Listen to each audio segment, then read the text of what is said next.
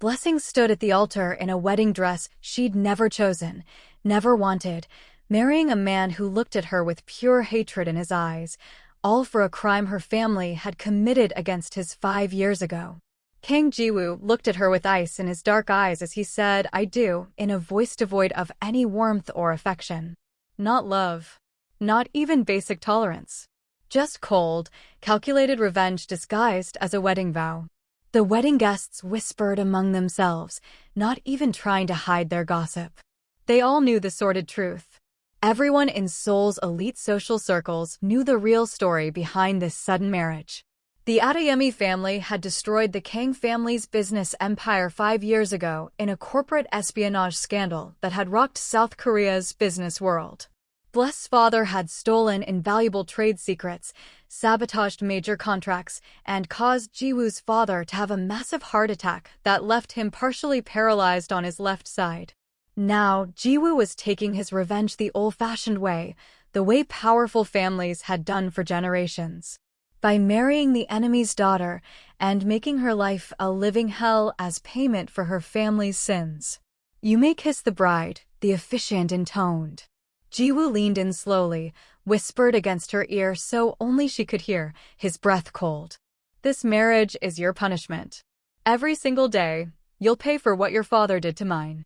Every morning you wake up as my wife. Every night you go to sleep alone, you'll remember. Welcome to your personal hell, blessed Adeyemi." He kissed her cheek for the cameras and assembled guests. Ice-cold contact. No warmth whatsoever. No tenderness. Just revenge wrapped in a wedding ceremony, hatred disguised as matrimony. Blessing blinked back tears. She'd agreed to this marriage to save what was left of her family. Her father was dying, drowning in guilt and debt. Her mother was broken. Her younger siblings needed protection from the fallout. So when Jiwoo had offered this deal, marry him, endure whatever he had planned, and he'd leave her family alone, she'd said yes. Even knowing he hated her. Even knowing this was revenge, not romance.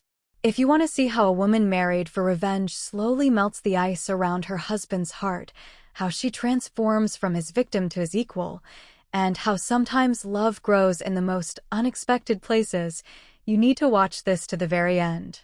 Because Blessing's journey will shock you. Don't forget to like and subscribe for more stories about revenge, redemption, and unexpected love. Let's get into the story. The reception was torture. Jiwoo kept his hand on her waist for photos, then removed it the second the camera turned away. Smiled at guests, then looked at her with contempt when they weren't watching. His best friend Taemin pulled him aside. "Are you sure about this? Punishing her for her father's sins. My father can barely walk because of her family." "Yes, I'm sure. She wasn't even involved in the business back then. She was in university in London. She's an Adeyemi. That's enough." That night, Jiwoo took her to his penthouse. Showed her to a guest room. "You'll sleep here. Alone. We'll maintain appearances in public. In private, you don't exist to me. Understood? Why did you marry me if you just want to ignore me? Because watching you trapped in a loveless marriage, knowing you can never leave, knowing you wake up every day married to someone who despises you, that's the revenge. Your father destroyed my family's happiness. I'm destroying yours. I never did anything to you. You're his daughter. You benefited from his crimes.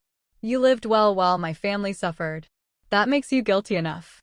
He left her alone in the guest room. On her wedding night, Blessing sat on the bed and let herself cry. She'd known it would be bad. She hadn't known it would hurt this much. The first month was isolation. Jiwoo left for work before she woke up. Came home after she'd gone to bed. Left notes with rules. "Don't enter my office. Don't touch my things. Don't wait up for me. Don't expect conversation."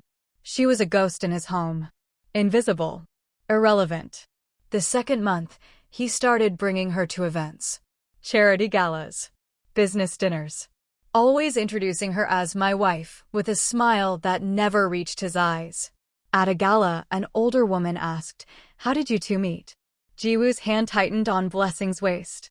"Our families were connected through business." How romantic. If only she knew. If only any of them knew that this marriage was a cage, not a romance. The third month, Blessing started leaving the penthouse during the day, volunteering at a community center in Itaewon, teaching English to elderly Korean women who wanted to talk to their grandchildren abroad.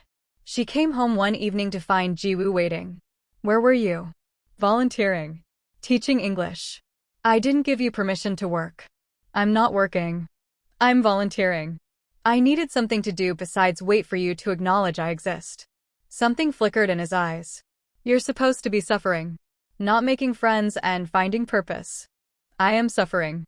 I'm married to someone who treats me like a criminal for something I didn't do. But I'm not going to waste away in your apartment waiting for you to decide I've been punished enough. This isn't about you." "Yes, it is. You married me, not my father. Me, blessed Adeyemi. A person, not a symbol of your revenge." She walked past him to her room. For the first time, she'd talked back. For the first time, she'd refused to be invisible. The fourth month, things began to shift in ways neither of them acknowledged out loud. Jiwoo started coming home earlier from the office, making excuses about finishing work from home. Would find reasons to be in whatever room Blessing was in. Would ask casually how her day was at the community center, then catch himself being nice and abruptly leave the room like her presence burned him. One night in the fourth month, Blessing got violently sick. High fever that spiked to 39.5 degrees Celsius. Couldn't get out of bed without the room spinning, body aching everywhere.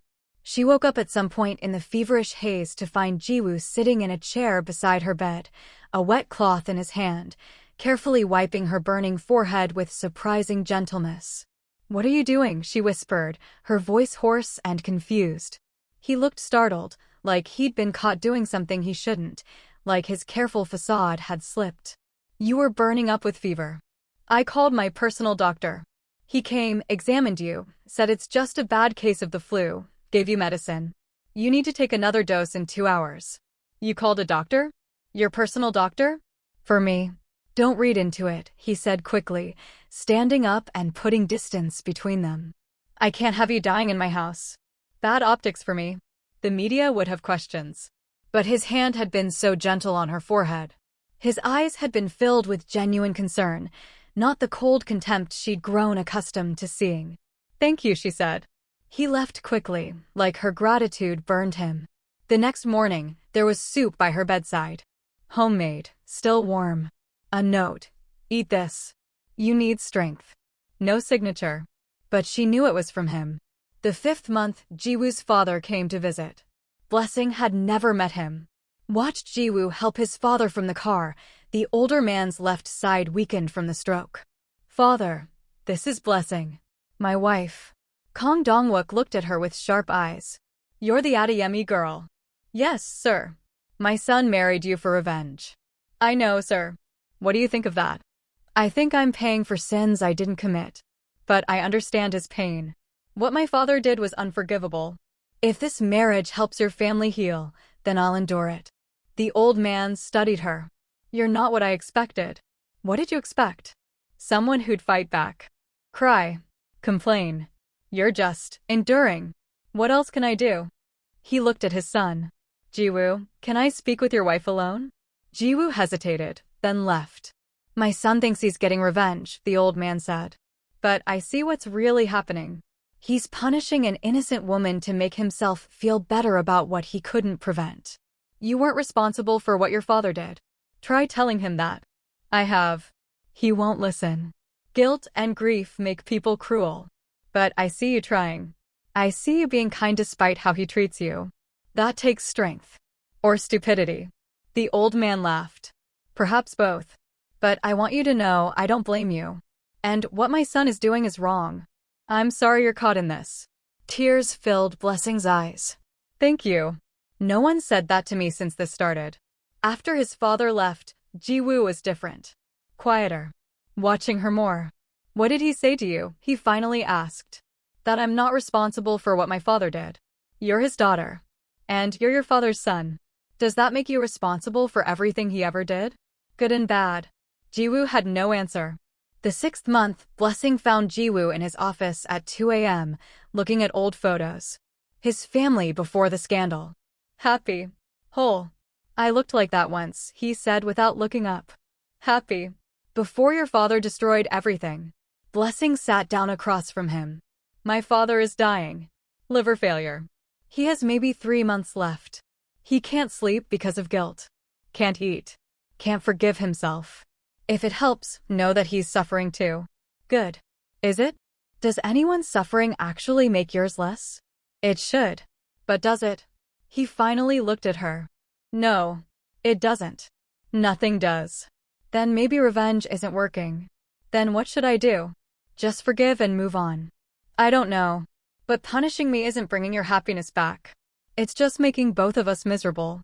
You think you're miserable? Try watching your father cry because he can't walk properly. Try watching your mother work 3 jobs because we lost everything. Try being powerless while your family suffers. I did watch that. I watched my mother break when the scandal hit. Watched my siblings get bullied at school. Watched my father deteriorate from guilt. I lost my family too, Jiwoo. Different reasons, same pain. We're both victims of what our fathers did. He stared at her. Like he was seeing her for the first time. I didn't think about it that way, he admitted quietly. I know. You've been too busy hating me to see me. I don't hate you. Yes, you do. No, I hate what your family represents. I hate what happened. I hate that I couldn't protect my parents. But you. He paused. You're not what I thought you'd be. What did you think? Spoiled. Entitled. Uncaring. Instead you're kind. You volunteer. You're patient with my cruelty. You take care of me when I'm working too late. You never complain. You noticed? I notice everything about you. The air between them shifted. Charged. Different. This revenge plan isn't working, is it? Blessing asked softly.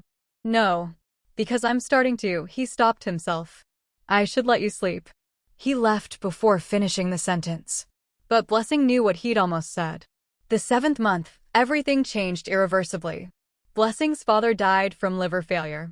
She got the devastating call while teaching English at the community center, surrounded by her elderly students.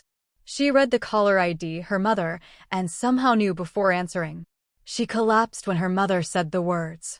Just crumpled to the floor, phone falling from her hand. Jiwoo was there in 20 minutes flat, breaking every traffic law in Seoul to get there. She'd never called him. The center director had found his number in her emergency contacts and called, panicked. He found her on the floor of the community center classroom, crying so hard she couldn't breathe, surrounded by concerned elderly Korean women trying to comfort her in broken English. He picked her up without a word, carried her to his car, held her. I'm sorry, he whispered into her hair, and his voice was breaking. I'm so sorry, Blessing. You hated him. You wanted him to suffer. But you loved him. And I never wanted you to be in this kind of pain. I never wanted this. He took her to the hospital where her father's body was. Stayed with her through the painful goodbyes, the paperwork, the terrible finality. Held her hand at the funeral 3 days later, standing beside her in the front row while her family cried. Let her cry on his shoulder without saying a word, just being exactly what she needed, present, solid, there. For 3 days, he wasn't her revenge husband. He was just a husband. The husband she'd needed all along. The night after the funeral, she finally broke. I know he did terrible things.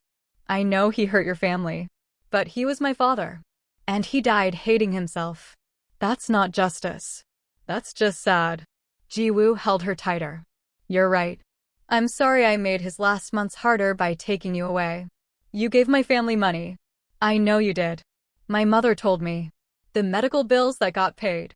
The debt that disappeared. That was you. Don't tell anyone. Why did you do it if you wanted revenge? Because watching you hurt started hurting me.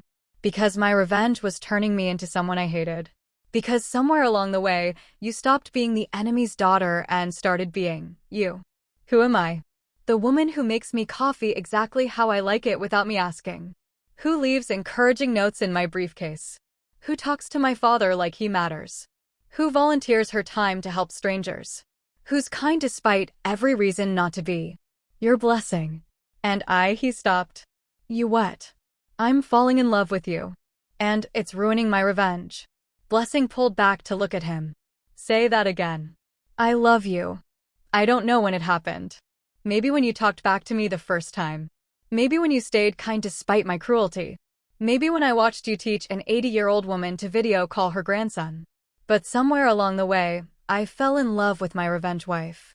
And I don't know what to do about it. You could try loving me back instead of fighting it. You could love me? After everything I've done. I already do. I have for months. I just thought you'd never let yourself feel it. I didn't want to. Admitting I love you means admitting my revenge was wrong. That I hurt you for no reason. That I married you to punish you and instead found the best thing that ever happened to me. So what now? Now I spend the rest of my life making up for the first 7 months. If you'll let me, I'll let you. On one condition. Anything. No more sleeping in separate rooms. If we're doing this, we're doing it right. Real marriage. Real love. Real partnership. He smiled, genuinely smiled, for the first time since she'd known him. Deal. He kissed her. Not for cameras. Not for show. Just because he wanted to. Because he loved her. The revenge marriage turned into a real one that night. The 8th month, Ji-woo told his father everything. How he'd married Blessing for revenge. How she'd changed him. How he'd fallen in love. I knew, his father said. The moment you called a doctor for her fever. You don't call doctors for people you hate. I was terrible to her. And now you'll spend your life making it right. She forgave you. That's more than you deserved. Don't waste it. I won't. His father smiled. Blessing is good for you. She makes you human again. Don't let her go. The 9th month, Ji-woo and Blessing renewed their vows. Small ceremony. Just family and close friends. Vows they actually meant this time. I promise to love you, not punish you. To see you, not your last name. To build a life with you, not a revenge plot. You saved me from myself. I'll spend forever being grateful. I promise to keep calling you out when you're wrong. To love you even when you're difficult. To build this life we're creating together. You gave me hell, then heaven. I'll take both if it means being with you. They honeymooned in Seychelles. 2 weeks of actually being married. Talking. Laughing. Making love. Building what they should have had from the start. 1 year after their wedding day, a year that had started in hatred and ended in love, Blessing discovered she was pregnant. She took 3 tests to be sure, hands shaking as each one showed the same result. Positive. Pregnant. Carrying Ji-woo's child. She told him that evening when he came home from work. He'd started a new habit of coming home at exactly 6 p.m., refusing to work late anymore, saying nothing was more important than time with her. I have something to tell you, she said, nerves making her voice shake. What's wrong? Are you okay? I'm pregnant. We're going to have a baby. Ji-woo's face went through a dozen emotions in seconds: shock, fear, disbelief, and then pure joy. Tears filled his eyes and spilled over. We're going to have a baby, he repeated, like he couldn't quite believe it. Yes. Are you happy? Terrified and ecstatic and overwhelmed. This child will have everything: Blessing. Love. Support. 2 parents who actually love each other madly. Nothing like what I planned for us a year ago. Nothing like the cold, loveless existence I condemned you to. What did you plan back then? Loveless marriage. Separate lives forever. Maybe an eventual quiet divorce after I'd punished you enough. Instead, I got you. Got real love. Got a family I didn't know I deserved. Got everything I didn't even know I needed. Revenge gone terribly wrong? He laughed through his tears. Best mistake I ever made in my entire life. 2 years after the wedding, their daughter was born. Ji-woo held her and cried. What should we name her? Grace. Because that's what you gave me. Grace I didn't deserve. 3 years after the wedding, they attended a charity gala. The same one where people had asked how they met. How did you 2 fall in love? Someone asked. Blessing looked at Ji-woo. He looked at her. They both smiled. It's complicated, Ji-woo said. I married her for all the wrong reasons. And she loved me despite having every right not to. That's beautiful. It wasn't always. But she made it beautiful. She made everything beautiful. Later, at home, Ji-woo held Blessing close. Do you ever regret marrying me? Even knowing how it started. Every relationship starts somewhere. Ours started in revenge and ended in love. That's a better story than most people get. I'm sorry I hurt you. I know. You show me every day. The coffee. The notes. The way you look at me. The way you love Grace. You've more than made up for it. Have I? Yes. Besides, if you hadn't married me for revenge, we'd never have met. So, in a weird way, I'm grateful for the revenge plot. Only you would be grateful for being married as punishment. It wasn't punishment for long. It became love. That's all that matters. He kissed her. I love you. Not because I have to. Not because of guilt. Just because you're you. And you're everything. I love you too. Even when you were trying to hate me. Especially then? Especially then. Because I saw through it. I saw you hurting. I saw you human. And I fell in love with that version of you. The broken version? The real version. We're all broken. You just showed me yours early. 5 years after the revenge wedding, Jiwoo and Blessing stood in front of a crowd at a business conference. Jiwoo was giving a talk about second chances and forgiveness in business. 5 years ago, I married someone to hurt them. To get revenge for pain my family experienced. It was wrong. It was cruel. And it almost cost me everything. Because the woman I married to punish became the woman who saved me. Who taught me that revenge doesn't heal anything. That forgiveness isn't weakness. That love can grow anywhere, even in the worst circumstances. My wife, Blessing, is here today. And I want to publicly apologize for marrying you for revenge and thank you for turning it into love. The crowd applauded. Blessing stood, tears in her eyes. And I want to thank my husband for being brave enough to change. For admitting he was wrong. For loving me anyway.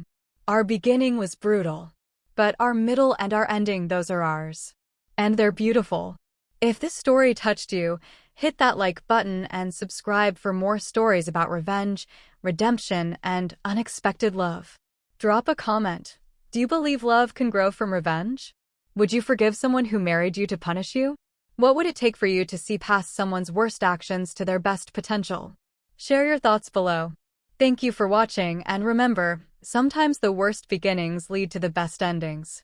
It's not about how love starts, it's about how it grows. See you next time.